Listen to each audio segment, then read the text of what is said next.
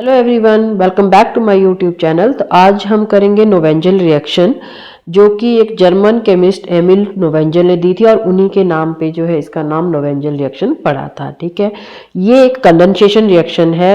Condensation क्या होता है कि जो दो रिएक्टर, कोई से दो रिएक्टर जो है आपस में मिलते हैं और एक स्मॉल मॉलिक्यूल उनमें से एलिमिनेट होता है, तो ऐसी रिएक्शन को हम कंडेंसेशन रिएक्शन बोलते हैं। तो ये कंडेंसेशन रिएक्शन का ही एग्जांपल है। इसमें कार्बोनाइल कंपाउंड जो है वो रिएक्ट करते हैं विद ऐसे कंपाउंड्स के साथ जिनमें कि एक्टिव मिथिलीन ग्रुप प्रेजेंट होता है। ठीक है, तो कार्बोनाइल कंपाउंड और एक्टिव मिथिलीन ग्रुप वाले कंपाउंड जो है वो आपस में कंडेंस होते हैं in the presence of base. ठीक है, और उसमें फिर होती है हाइड्रोलिसिस और हीटिंग करवाने के बाद जो हमें फाइनल प्रोडक्ट यहाँ पे मिलता है, that is alpha beta unsaturated carboxylic acid. अब बात आती है कि एक्टिव मिथिलीन ग्रुप क्या होते हैं, है ना। तो पहले इसको देखते हैं। हमें जैसे पता है कि अगर CH3 होता है तो उसको हम मिथाइल बोलते हैं। अगर CH2 है उसमें दो बॉन्ड कुछ और होंगे, है ना, तो जो CH2 है उसको हम मिथिलीन बोलते हैं। अगर ट्रिपल बॉन्ड है और उसके साथ CH ग्रुप है उसको हम मिथाइन बोलते हैं। ठीक है, तो हमें यहाँ पे देखना है ये methylene group, active methylene group क्या होता है। मिथिलीन तो ये है, लेकिन एक्टिव कौन सा होगा। एक्टिव मिथिलीन ग्रुप वो वाली कार्बन होती है जिसमें कि दो इलेक्ट्रॉन विड्रॉइंग ग्रुप्स प्रेजेंट होते हैं। ये रहा हमारा CH2 मिथिलीन, और यहाँ पे जब यहाँ दोनों ग्रुप जो है वो लग गए इलेक्ट्रॉन विड्रॉइंग ग्रुप, तो ये इस मिथिलीन को एक्टिवेट कर देते हैं। एक्टिवेट होने से होता क्या है कि जो इसके साथ जो हाइड्रोजन यहाँ पे लगे होते हैं, ये दो हाइड्रोजन जो है ये हाईली एसिडिक हो जाते हैं नेचर में। ठीक है, अब ये इलेक्ट्रॉन विड्रॉइंग ग्रुप क्या क्या हो सकते हैं। साइनाइड हो सकता है, नाइट्रो हो सकता है, COOR हो सकता है, एस्टर, है ना, और एसिड ग्रुप भी हो सकता है, कुछ भी हो सकते हैं। ये करते क्या है एक्चुअल में, जो इलेक्ट्रॉन विड्रॉइंग ग्रुप है ये क्या करते हैं, कैसे इस हाइड्रोजन को एक्टिव बनाते हैं। लेट अस सपोज कि अगर यहाँ पे मैं कोई सा ये एसिड या एस्टर ग्रुप ले लेती हूँ यहाँ पे, और जैसे ही मैं यहाँ पे एक H को रिमूव करती हूँ तो इसके ऊपर क्या आता है, नेगेटिव चार्ज आता है। नेगेटिव चार्ज को स्टेबलाइज करने के लिए ये ग्रुप जो है यहाँ पे प्रेजेंट होते हैं। तो ये इनका यही काम होता है, यही इसीलिए जो ये हाइड्रोजन होते हैं यहाँ पे ये हाईली एक्टिव हो जाते हैं, है ना, मतलब कि एसिडिक हो जाते हैं बहुत ज्यादा। ठीक है, अच्छा, अब बेस हम यहाँ क्या क्या यूज कर सकते हैं। जनरली जो बेस हम यहाँ पे यूज करते हैं वो एमीन्स हम यहाँ पे यूज करते हैं। वीक बेस चाहिए क्योंकि हमें तो अमोनिया और उसके डेरिवेटिव्स होते हैं ये, है ना। तो प्राइमरी, सेकेंडरी, टर्शरी अमीन कोई सी भी यूज कर सकते हैं, लेकिन जो टर्शरी अमीन्स हैं, सेकेंडरी अमीन्स हैं, उनको ज़्यादा प्रेफरेबली हम यूज करते हैं, मोस्टली pyridine और पिपरिडीन। ठीक है, दूसरे और बेसिस भी हम यूज कर सकते हैं, जैसे कि इथॉक्साइड्स हैं, मतलब एल्कोक्साइड्स हैं, या फिर हाइड्रोक्साइड्स हैं, या एमाइड है, NH2 नेगेटिव है। ठीक है, तो ये हमारी जो है रिक्वायरमेंट्स थी इस रिएक्शन की। रिएक्शन देखें तो रिएक्शन क्या है कि हमने बोला कि कोई सा कार्बोनाइल कंपाउंड, तो यहाँ पे हमने एक कार्बोनाइल कंपाउंड ले लिया जिसमें कि R है। अब ये R जो है वो H भी हो सकता है। अगर ये H है तो एल्डिहाइड, और अगर ये R ही है मतलब कि कोई अल्काइल ग्रुप है तो ये कीटोन। ठीक है, तो हमने एक कार्बोनाइल कंपाउंड ले लिया और साथ में हमने ले लिया एक एक्टिव मिथिलीन कंपाउंड, है ना। मैंने पहले ही बता दिया आपको कि एक्टिव मिथिलीन कंपाउंड किस तरह से होता है। तो ये देखिए दोनों जो है यहाँ पे वो इलेक्ट्रॉन विड्रॉइंग ग्रुप है। तो यहाँ से होता क्या है कि जो हमारी, अगर सिंपल हम देखें इसको, रिएक्शन को मैकेनिज्म में देखेंगे कि कैसे होता है, लेकिन अगर सिंपली हम देखें तो होता क्या है कि यहाँ से वाटर मॉलिक्यूल निकाल दो, डबल बॉन्ड बन जाएगा। उसके बाद जो हमारे पास यहाँ COET है, COET है दोनों जगह पे, है ना। तो इन दी प्रेजेंस ऑफ हाइड्रोलिसिस और हीटिंग पे ये जो दो COET ग्रुप्स हैं ये कन्वर्ट होते हैं एसिड में, और एक ही कार्बन पे जब एसिड ग्रुप आ जाएंगे दो, कार्बोक्सिलिक एसिड ग्रुप आ जाएंगे दो, तो वहां से क्या होता है, कार्बन डाइऑक्साइड रिमूव हो जाती है। तो इसलिए यहाँ पे एक ही COH बचता है लास्ट में, है ना। सिंपल अगर हम देखें रिएक्शन को, नोवेंजल रिएक्शन को, तो हुआ क्या कि कार्बोनाइल कंपाउंड और एक्टिव मिथिलीन कंपाउंड आपस में रिएक्ट किए, और उनके पास जो भी यहाँ पे इलेक्ट्रॉन विड्रॉइंग ग्रुप्स थे उनमें वो जो है कन्वर्ट हो जाते हैं COH ग्रुप में, एसिड ग्रुप में। तो बनता क्या है हमारे पास product, alpha beta unsaturated carboxylic acid. ठीक है, ये हमारा रिएक्शन है। अब इसका मैकेनिज्म देखें तो मैकेनिज्म सिंपल सा मैकेनिज्म है कि पहले होती है कंडेंसेशन, फिर होती है डिकार्बोक्सिलेशन। ठीक है, तो कंडेंसेशन देखते हैं कैसे होती है स्टेप वाइज। तो फर्स्ट स्टेप होता है यहाँ पे फॉर्मेशन ऑफ कार्बन एनायन या फिर इनोलेट, है ना। हमने यहाँ पे वीक बेस लिया हुआ है रिएक्शन में। हमने जब देखा तो यहाँ पे हमने वीक बेस लिया है, जैसे कि टर्शरी एमीन ली हुई है ना। मैंने पहले बोला था कि प्रेफरेबली हम टर्शरी एमीन लेते हैं। ओके, तो वीक बेस क्या करता है, अब अगर वीक बेस है तो वो जो है वो ऐसे ही हाइड्रोजन को निकाल पाएगा जो ज़्यादा स्ट्रांग होगा, है ना, ज़्यादा एसिडिक होगा नेचर में। अगर हम स्ट्रॉन्ग बेस लेते हैं तो वो वीक एसिडिक हाइड्रोजन को भी निकाल सकता है, लेकिन यहाँ पे हमारे पास बेस जो है वो वीक है, तो इसलिए हमें जो है एक्टिव मिथिलीन ग्रुप ही लेना पड़ता है। मींस मोर एसिडिक हाइड्रोजन ही होने चाहिए वहाँ मॉलिक्यूल में, तभी ये रिएक्शन हो पाती है। ठीक है, तो वो क्या करता है, मोर एसिडिक हाइड्रोजन को रिमूव करता है कंपाउंड से और फॉर्मेशन कर देता है कार्बन आयन की। ये देखिए, ये है हमारे पास एमीन, टर्शरी एमीन। ये हमने लिया है मैलोनिक एस्टर, है ना, एस्टर है ये।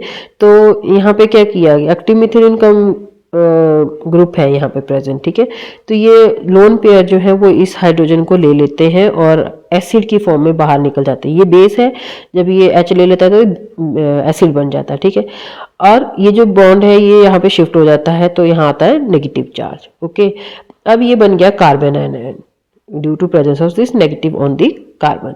बट अब क्या है, ये जो कार्बन एनायन यहाँ बना है ये हाईली स्टेबलाइज्ड है ड्यू टू रेजोनेंस। देखिए कैसे, ये नेगेटिव चार्ज यहाँ जाएगा, ये यहाँ जाएगा, तो हमारे पास ये वाला इनोलेट बन जाता है। इसके ऊपर O नेगेटिव आएगा, OR, ये वाला CH यहाँ पे डबल बॉन्ड बन गया है। ओके, तो एक इनोलेट ये बनता है। दूसरा इनोलेट कैसे बन सकता है कि ये यहाँ से वापस आए और ये यहाँ जाए, ये यहाँ जाए, तो ये इनोलेट आयन आपका ये भी बन गया, है ना।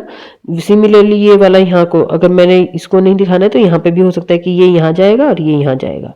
क्लियर है, तो रेजोनेंट बहुत सारे इसके रेजोनेटिंग स्ट्रक्चर जो है वो यहाँ पे बनते हैं। तो ये इनोलेट आयन हमारे पास फॉर्मेशन हो गई है, जो कि एक न्यूक्लियोफाइल की तरह एक्ट करेगा अब और अटैक करेगा हमारे कार्बोनाइल कंपाउंड्स पे। तो नेक्स्ट स्टेप जो है इस रिएक्शन का वो है ही attack of enolate ion to the carbonyl carbon. अब ये रहा हमारे पास कार्बोनाइल कार्बन, ठीक है, और ये है इनोलेट या कार्बन आयन।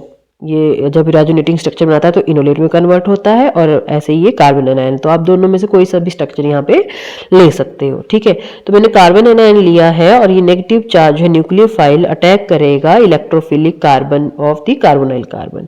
जैसे ही यहाँ पे अटैक करेगा तो ये जो C डबल बॉन्ड O का पाई बॉन्ड है ये शिफ्ट हो जाता है ऑक्सीजन के पास, तो यहाँ पे आ गया नेगेटिव चार्ज। अब ये जो बन जाता है ये आपका बन जाता है एल्कोक्साइड टाइप का आयन। ठीक है, एल्कोक्साइड बन जाता है। ओके, और इसको हम एडक्ट बोलते हैं क्योंकि दोनों ऐड हुए हैं आपस में, तो इसको एडक्ट भी बोलते हैं हम। ओके, नेक्स्ट स्टेप जो है वो है प्रोटोनेशन। प्रोटोनेशन कहाँ होनी है, O के पास ही है ना नेगेटिव चार्ज, तो उसने प्रोटोनेट होना है। अभी प्रोटोनेट कैसे होगा, ये प्रोटोनेट होगा जो अब हमने फर्स्ट स्टेप में जहाँ पे हमने इनलेट की फॉर्मेशन कराई थी, तो एमीन ने जो बेस था उसने हाइड्रोजन लेके बनाया था हमारे पास वहाँ पे R3NH पॉजिटिव। ठीक है, वही एसिड क्या करता है यहाँ पे H पॉजिटिव प्रोटोनेट कर देता है, डोनेट कर देता है किसको, ऑक्सीजन को। ठीक है, तो ऑक्सीजन को जैसे ही इसने डोनेट किया तो हमारे पास यहाँ पे आ जाता है OH।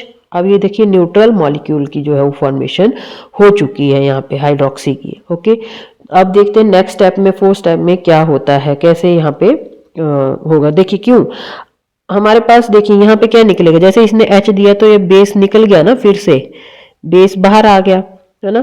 बेस भी है हमारे पास और अल्फा और बीटा कार्बन पे हमारे पास H और OH भी प्रेजेंट है।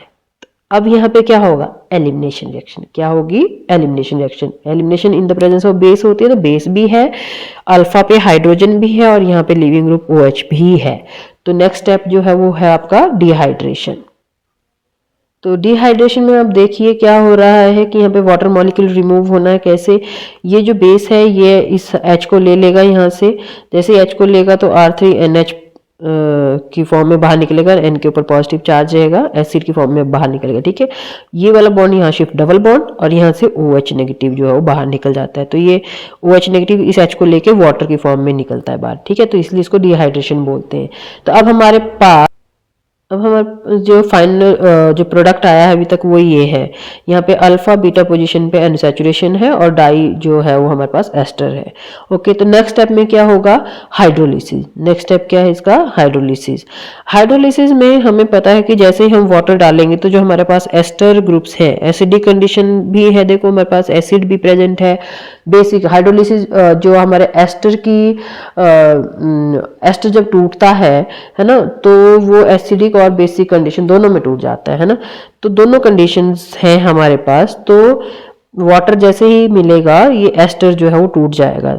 मैंने यहाँ पे शो किया है कि इसका वाटर का एच इस साइड, ओ एच इस साइड, है ना। सिमिलरली एच यहाँ पे, ओ एच यहाँ पे। तो हमारे पास अल्टीमेटली जो है दोनों एस्टर कन्वर्ट हो गए किसमें? कार्बोक्सिलिक एसिड में। ओके, नेक्स्ट स्टेप आता है हमारे पास sixth step, decarboxylation. Okay, decarboxylation में क्या है कि अब एक ही कार्बन पे दो कार्बोक्सिलिक एसिड ग्रुप है ना। जैसे एक ही कार्बन पे दो हाइड्रोक्सी ग्रुप नहीं रुकते हैं, तो वैसे ही डाइकार्बोक्सी भी नहीं होता है मेनली। और वो भी जब हम उसको हीट करवाते हैं, जैसे ही हम हीट करवाते हैं ना, तो एक यहाँ से कार्बन डाइऑक्साइड जो है वो रिमूव हो जाती है। किस तरह से? जैसे ये है हमारे पास H, यहाँ पे OH का वो। और हमें पता है कि जो हमारा कार्बोक्सिलिक एसिड होता है इट रिमेन्स लाइक दिस, यहाँ पे नेगेटिव और ये पॉजिटिव। सिमिलरली यहाँ पे भी होगा, है ना। तो ये जो नेगेटिव होगा इसका, या फिर जैसे यहाँ पे मैंने दिखाया है बॉन्ड का, तो ये वाला यहाँ पे शिफ्ट हो जाएगा, है ना। या फिर ये नेगेटिव चार्ज यहाँ पे शिफ्ट होगा डबल बॉन्ड, और अगला बॉन्ड जो है वो यहाँ पे शिफ्ट हो जाएगा। तो अल्टीमेटली इस कार्बन के ऊपर आएगा नेगेटिव चार्ज, और जैसे इसके ऊपर नेगेटिव चार्ज आएगा, जो ये H पॉजिटिव यहाँ पे होगा निकला था जो, वो उसके पास चला जाएगा। ओके, तो यहाँ पे क्या बन गया हमारे पास? RCH double bond CH COOH। ठीक है, alpha beta unsaturated carboxylic acid. Clear है? तो ये हमारे पास जो है वो फाइनल प्रोडक्ट यहाँ पे नोवेंजल रिएक्शन का बनता है। ठीक है, तो ये सिंपल सा मैकेनिज्म था इस रिएक्शन का। नेक्स्ट जो है इस रिएक्शन के कुछ एक पॉइंट्स हैं, इंपॉर्टेंट पॉइंट्स बोल सकते हैं हम इनको। ये बोलता है कि जो एरोमेटिक एल्डिहाइड्स होते हैं वो तो नोवेंजल रिएक्शन को अच्छे से दे देते हैं, लेकिन जो एलिफेटिक एल्डिहाइड्स होते हैं वो इस रिएक्शन को अच्छे से नहीं दे पाते हैं। क्यों? क्योंकि जो एलिफेटिक एल्डिहाइड है वो फटाफट से माइकल एडिशन रिएक्शन शो कर देते हैं। क्यों? जैसे लेट अस सपोज ये है हमारे पास एलिफेटिक एल्डिहाइड हमने लिया है, और ये हमारे पास एक्टिव मिथिलीन कंपाउंड है। बेस की प्रेजेंस में ये पहले तो देखिए ये बनाएगा, यहाँ पे नोवेंजल रिएक्शन यहाँ तक हो गई, पर यहाँ पे हाइड्रोलिसिस नहीं हुई है, डिहाइड्रेशन तक का स्टेप हो गया। ठीक है, अब यहाँ इसके बाद होनी थी हाइड्रोलिसिस, फिर होनी थी यहाँ पे डीकार्बोक्सिलेशन। लेकिन होता क्या है कि यहाँ पे माइकल एडिशन रिएक्शन पहले होना शुरू हो जाती है। क्यों? क्योंकि ये देखिए आपके पास क्या है, ये अल्फा है, ये आपकी सॉरी ये अल्फा है, ये आपकी बीटा कार्बन है। तो यहाँ पे ये जो एक्टिव मिथिलीन कंपाउंड है यहाँ पे भी, ये भी आपका न्यूक्लियोफाइल और H की फॉर्म में रहता है। यहाँ से H निकल सकता है ना फटाफट से, और ये नेगेटिव चार्ज बना देगा, कार्बन एनायन बना देगा, तो वो माइकल एडिशन की तरह पे यहाँ पे लग जाता है। ठीक है, तो ये हमारे पास ये माइकल एडिशन रिएक्शन हो जाती है इरिस्पेक्टिव ऑफ की ये यहीं पे इस पे फॉलो करे आगे हाइड्रोलिसिस और डिकार्बोक्सिलेशन। तो इसीलिए जो हमारी एलिफेटिक एल्डिहाइड्स होते हैं वो नोवेंजल रिएक्शन में अच्छे से पार्टिसिपेट नहीं करती हैं। ओके, जबकि जो हमारे पास एरोमेटिक एल्डिहाइड्स हैं, बेंजल्डिहाइड है, वो रिएक्ट कर लेता है मेलोनिक एसिड के साथ। ठीक है, in the presence of base और हाइड्रोलिसिस, फिर डिकार्बोक्सिलेशन भी होती है ना। एरोमेटिक एल्डिहाइड अच्छे से दे देते हैं इस रिएक्शन को, लेकिन एलिफेटिक नहीं दे पाते हैं। नेक्स्ट पॉइंट आता है कि जो कीटोन्स हैं वो नोवेंजल रिएक्शन अच्छे से नहीं दे पाते हैं, मतलब ईल्ड अच्छी नहीं आती जब हम उसको एक्टिव मिथिलीन कंपाउंड जो है वो हम यूज करते हैं malonic acid. Clear? Malonic ester के साथ जब हमने इसको रिएक्ट किया तो वो अच्छे से रिएक्शन नहीं देगा। क्यों?